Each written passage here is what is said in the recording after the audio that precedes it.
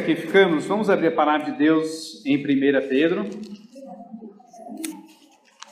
primeira epístola de Pedro,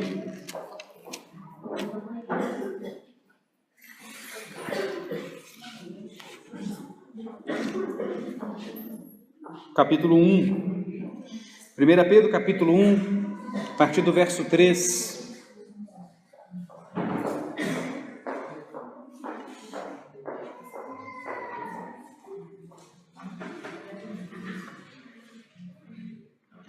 A palavra de Deus nos diz assim: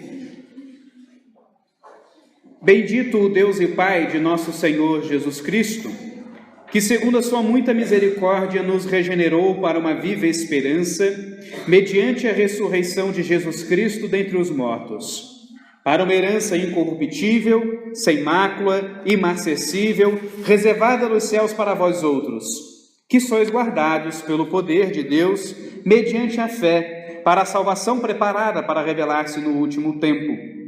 Nisso exultais, embora, no presente, por breve tempo, se necessário, sejais contristados por várias provações, para que, uma vez confirmado o valor da vossa fé, muito mais preciosa do que ouro perecível, mesmo apurado por fogo, redunde em louvor, glória e honra na revelação de Jesus Cristo, a quem não havendo visto, amais, no qual, não vendo agora, mas crendo, exultais com alegria indizível e cheia de glória, obtendo o fim da vossa fé, a salvação da vossa alma.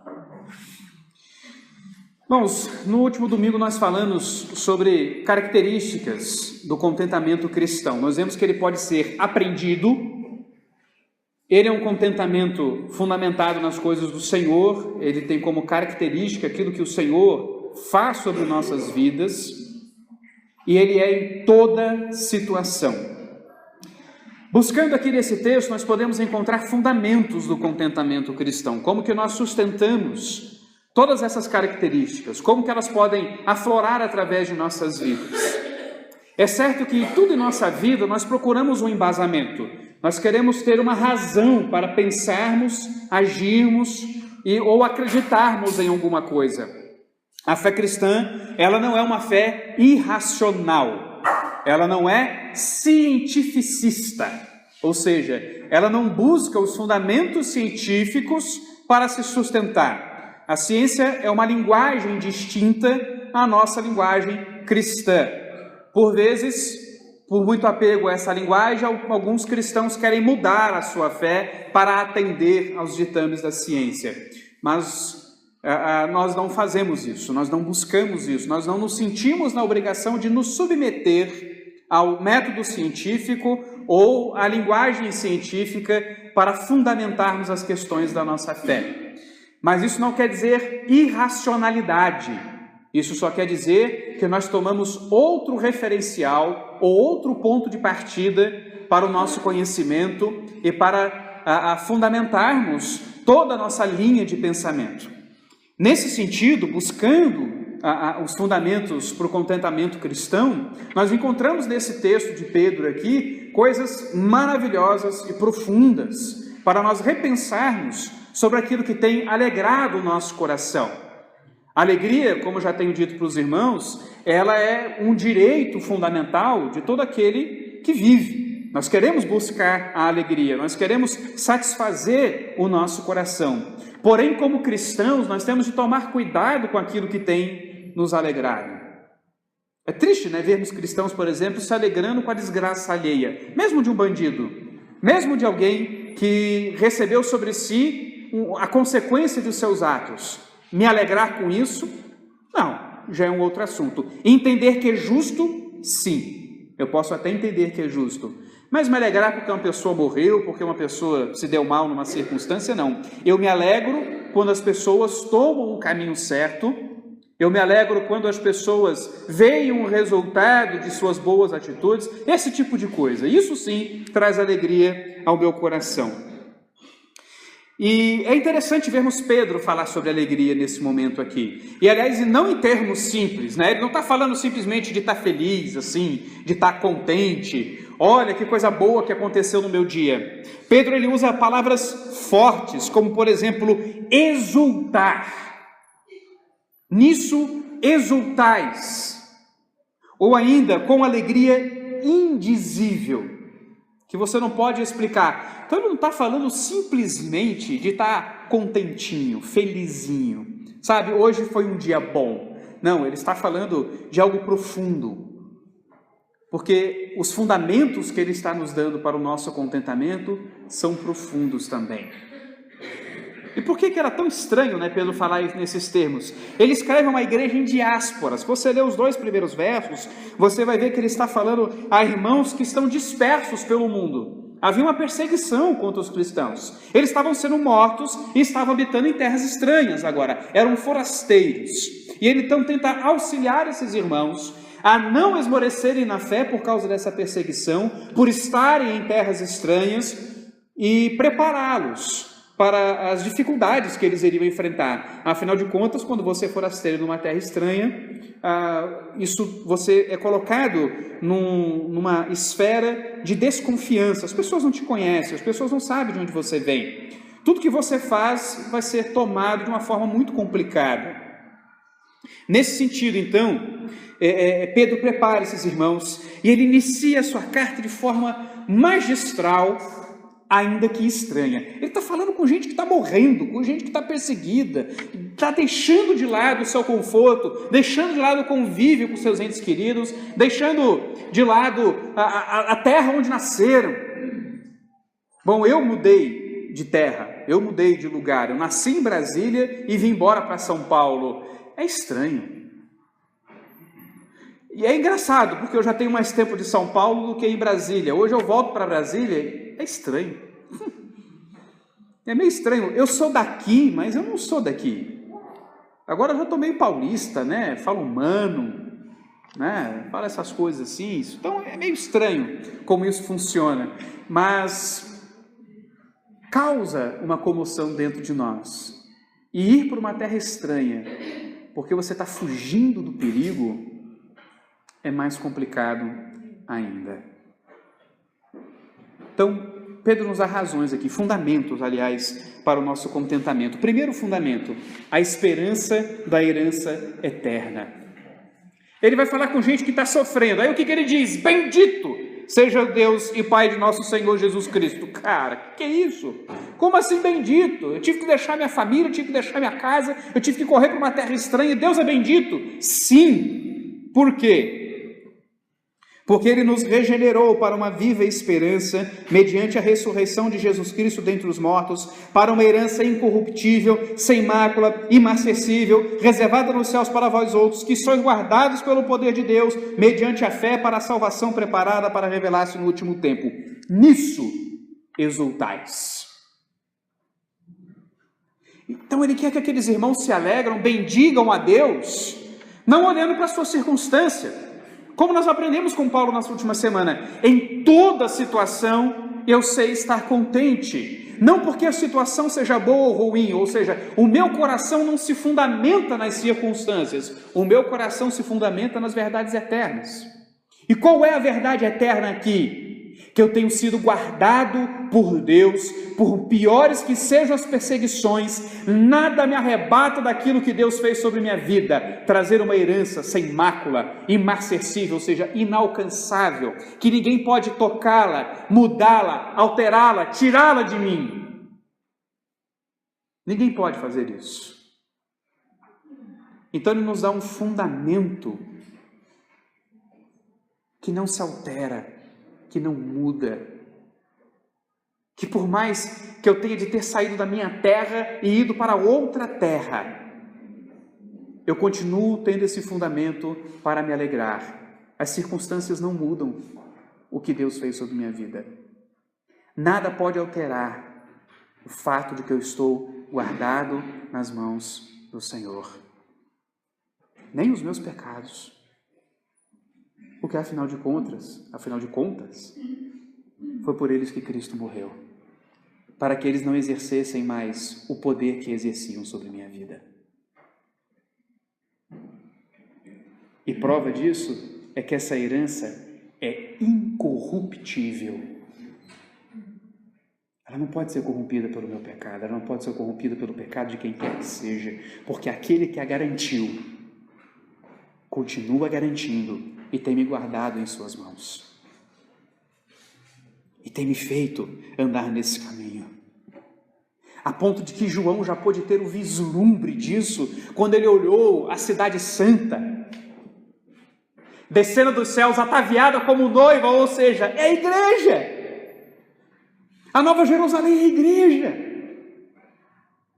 João já viu a glória que a igreja experimentará, a grandeza da obra de Cristo em nos limpar, em nos glorificar, tirar de sobre nós todo o efeito do pecado, a ponto de que a cidade, ou seja, a igreja, ela é descrita com ruas de ouro, com pedras preciosas, com ruas como de cristal, querendo falar da grandeza do resultado da glorificação que Cristo fará sobre os seus servos. Não está falando de prosperidade, não está falando de dinheiro, está falando da profunda mudança pela qual nós passamos em Cristo. E quando habitarmos novos céus e nova terra, habitaremos em glória, porque receberemos essa herança. Por mais que seja dura a vida é difícil em muitos sentidos. Eu, olhando para a vida de alguns irmãos, ou de pessoas, de situações que nós vemos na televisão, eu não tenho nada do que reclamar da minha vida. Nada. Não posso. Ainda hoje reclamei de um sujeito fazendo uma manobra proibida, tirando a vez dos outros no trânsito. Falei, mas puxa vida, o camarada tem que fazer isso. Aí eu pensei, falei, e eu tenho que reclamar? E eu tenho que ficar tão mal porque o sujeito entrou como não deveria entrar? Murmurar por causa disso? Eu falei, eu acho que eu estou perdendo de vista o que eu deveria estar olhando. E daí que ele fechou os outros? E daí que ele tomou a nossa vez? E daí que ele desrespeitou o trânsito? Eu tenho uma herança incorruptível. Amém. É isso que eu tenho. Aí quando eu estava vindo para a igreja, eu murmurei de novo sobre isso. Ainda bem que é incorruptível. Ainda bem que é incorruptível. O que você tem fundamentado as suas alegrias? O que tem agradado o seu coração? Pelo que você está tão ansioso, buscando para agradar o seu coração? Eu quero dizer para você que nem um ganho financeiro, eu quero dizer para você que nem um status social, que nenhuma realização na sua vida vai se comparar ao que Deus tem reservado para nós. Não vai. Então troca esse fundamento, porque senão você vai viver em ansiedade, querendo proteger esse fundamento, que não é imarcessível, que não é incorruptível, que não está guardado por Deus, que não é sem mácula, e por ser tão frágil, você precisa continuamente protegê-lo, você precisa continuamente ficar guardando com suas próprias mãos. E sabe qual é o problema da gente guardar as coisas com as nossas mãos? É que a gente pode não confessar isso para os outros, mas sabemos que nossas mãos são fracas, são frágeis. Não é verdade? Seus filhos não estão onde você quer que eles estejam. Você não conseguiu conduzi-los como você queria. Sua vida profissional não está do jeito que você queria. Você não conseguiu resolver tudo do modo como você queria, para que você estivesse no patamar que você desejava. As suas notas na escola não estão tão boas como você deveria tê-las. A sua vida amorosa pode não estar tão resolvida como você queria.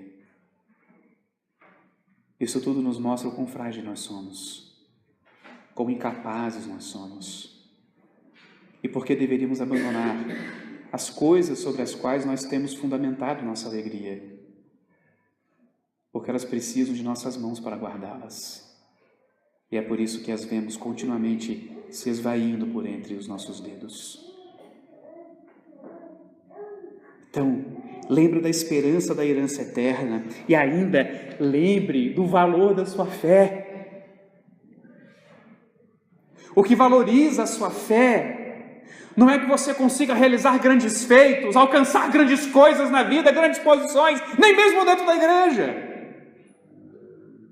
Eu sou um homem de fé e eu consegui ser pastor, consegui ser líder na minha igreja, consegui ser um obreiro tal, consegui fazer isso, aquilo, outro. Eu sou um homem de fé, eu me lancei a fazer um negócio e ele deu certo. Não, fé não é para isso. Fé é o dom de Deus que lhe faz desfrutar conscientemente daquilo que Cristo fez por você, te levando a crer em coisas que você não viu e a esperar por coisas que você não vê. É um firme fundamento, não é um fundamento no escuro, como dizia o filósofo que a fé é um salto no escuro. Não, não é. Fé não caminha em escuridão, porque Jesus é a luz do mundo, que alumia todo homem. Essa fé que é mais valiosa do que ouro, mesmo aquele ouro que é depurado por fogo. Você esquenta, derrete o ouro, as impurezas sobem, você vai tirando as impurezas, até que fique o máximo possível só de ouro. Fé é melhor do que isso. Tem mais valor para a sua vida do que isso. Traz um fruto do que ouro nenhum pode trazer. Que é o quê? Ela vai redundar em louvor, glória e honra na revelação de Jesus Cristo. Está dizendo para esses irmãos, vocês estão sendo perseguidos, maltratados, mas permaneçam firmes, porque quando o nosso Senhor voltar, todo joelho vai se dobrar e toda língua vai confessar que Jesus Cristo é o Senhor, e todos poderão ver o valor da nossa fé. Trouxe um ganho muito maior. Nós vimos na vida de Daniel que isso fez. Nós lemos que o próprio rei Dario teve que reconhecer a grandeza do Deus de Daniel e o louvou. Baixou o decreto para que se temesse aquele Deus. O valor da fé de Daniel não foi o fato dele ter ficado vivo. O valor da fé de Daniel não foi o fato de que os leões tiveram suas bocas fechadas. O valor da fé de Daniel foi que o incrédulo teve que reconhecer a grandeza de seu Deus. Esse foi o valor da fé. E que momento glorioso será quando o Cordeiro irado voltar. Todos aqueles que não creem nele estiverem pedindo que os montes caiam sobre suas cabeças. Mas o povo de Deus, santificado pela obra de Cristo Jesus, estará de pé, aguardando o seu retorno, dando glórias a Deus. Tem o fundamento, o meu contentamento, a minha alegria, no fruto da fé. Porque isso redunda de louvor a Deus. Mesmo sendo contristado muitas vezes, eu percebo que muito mais vale eu permanecer firme na fé, até mesmo do que a solução dos meus problemas. Porque a pergunta que Jesus faria, do que adianta o homem ganhar o mundo e perder a sua alma? Ou, o que daria um homem por sua alma? Então, no fim, o fundamento do meu contentamento está no fruto da fé, no valor da fé, que é honrar a Deus, a glória de Deus. Porque fé não é uma realização humana, não é um exercício da capacidade humana, é um dom de Deus, para que possamos, já a partir de agora, desfrutar de tudo que Cristo tem feito, para que possamos vislumbrar a glória de Deus. É porque é só um vislumbre, porque nós temos aqui, porque um dia estaremos na cidade santa, Cristo habitará no seu tabernáculo eterno, que é o seu povo, e estaremos face a face com Ele, contemplando o nosso Senhor Jesus, tocando, ouvindo, convivendo. E vamos perceber que De tudo aquilo que um dia nós sonhamos na vida, nada era tão bom quanto estar na presença de Cristo. E é por isso que Cristo, a sua própria pessoa, é mais um fundamento do meu contentamento. A maior bênção que Deus nos dá é a comunhão com Ele, é estarmos com Ele. Nada é tão grande como Ele, a ponto de que Pedro vai dizer que isso vai redundar em glória e honra na revelação de Jesus Cristo. E o que tem Jesus? A quem, não havendo visto, amais, no qual, não vendo agora, mas crendo, exultais com alegria indizível e cheia de glória, obtém no fim da vossa fé a salvação da vossa alma. O fim da minha fé, que é a salvação da minha alma, está fundamentado na pessoa de Cristo Jesus. É nele que eu exulto de alegria, que eu tenho uma alegria indizível e cheia de glória. Num Deus que se esvazia, não deixando de ser Deus, mas Ele se esvazia para que ninguém perceba sua glória quando Ele toma forma humana e não veio ser reconhecido como um rei, como um dominador, como um dono, mas como um servo, e se humilha dessa forma. De alguém que vai contra todos os nossos parâmetros e padrões, porque nós insistimos em olhar de modo materialista a vida e achamos que é o dinheiro que nos dá poder, achamos que são os nossos empregos que nos sustentam, achamos que é a comida que faz com que os nossos corpos, que a nossa existência seja possível. E Jesus veio quebrar com tudo isso. Ele era um rei sem exército, sem dinheiro, com uma única túnica. Ele não tinha nenhuma bela montaria para adentrar em Jerusalém, para sua entrada triunfal. Qual que é o triunfo da entrada? O povo, a ralé, estendendo galhos, ramos, para um sujeito montado num jumentinho. Qual que é a glória disso? A glória disso é que este homem, que não tinha nada comparado ao que o imperador romano tinha, quando ele era ovacionado por seu povo, que estendia ramos e o glorificava, dizendo: digno, digno, digno. Este imperador não conseguiu a grandeza do que Cristo conseguiu, indo para a cruz, sendo morto numa cruz.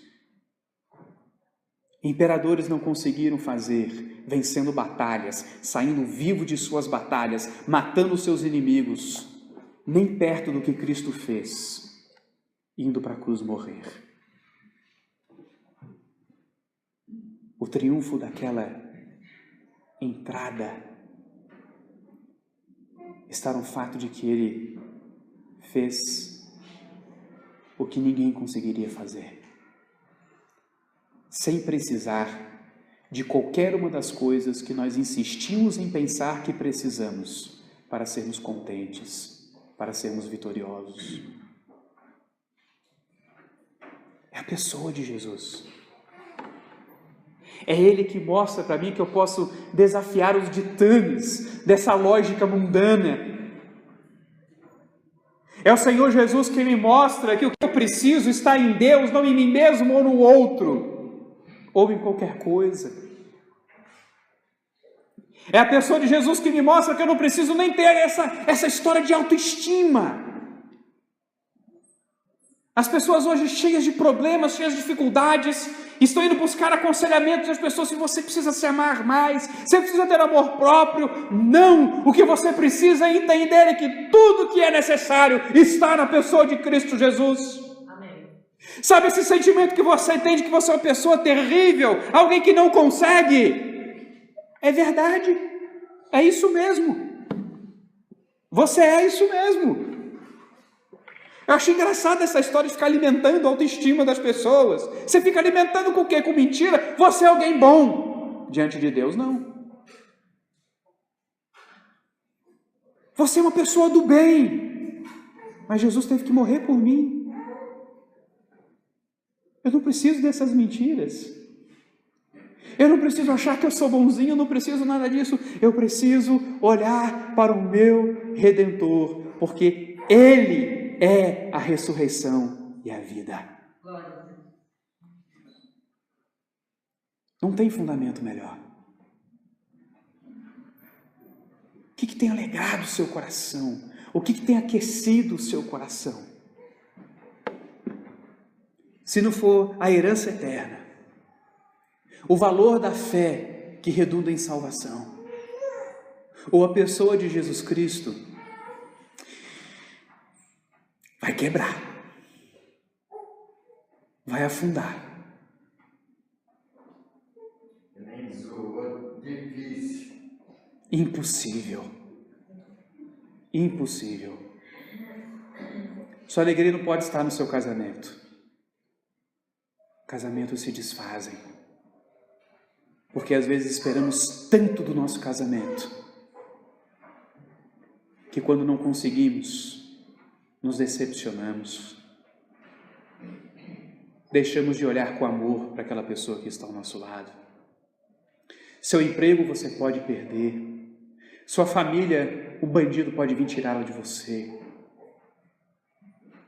Nós estamos diante da realidade mais nua e crua da nossa existência, de que nada neste mundo é permanente. Mas nós estamos diante do fundamento da obra de Deus em nossas vidas, uma herança eterna, uma fé alimentada na pessoa de Cristo Jesus. E isso nada nos pode tirar, porque está guardado por Deus. E ninguém pode mexer nas mãos do Senhor. Vamos ficar de pé, vamos orar, queridos.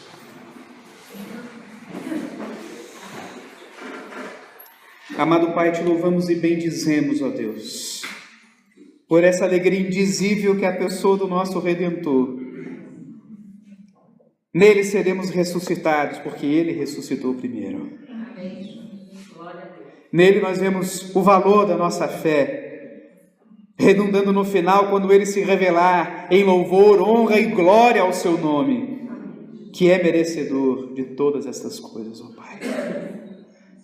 Nele, ó Deus, nós temos depositado a nossa herança, porque se com Ele sofremos, com Ele também reinaremos, ó Pai. E te bendizemos por essa verdade tão gloriosa, ó Deus. Ó Pai, tira todo o materialismo de nosso coração, ajuda-nos, ó Deus, a termos uma percepção distinta da vida, uma percepção eterna, não etérea. Ajuda-nos, ó Pai, a vencermos, ó Deus, as armadilhas de Satanás, que continua a alimentar em nossos corações um desejo profundo pelas coisas deste mundo, fazendo-nos pensar que precisamos e dependemos dela, Pai. Tem misericórdia de nós, em nome de Jesus. E agora, irmãos, que a graça do nosso Senhor Jesus Cristo, o amor de Deus, o nosso Pai, a comunhão, as consolações e o ensino do Espírito de Deus estejam com todos vós, povo de Deus, espalhados sobre a face da terra, hoje e pelo século dos séculos. Amém. Amém, queridos. Podemos assentar.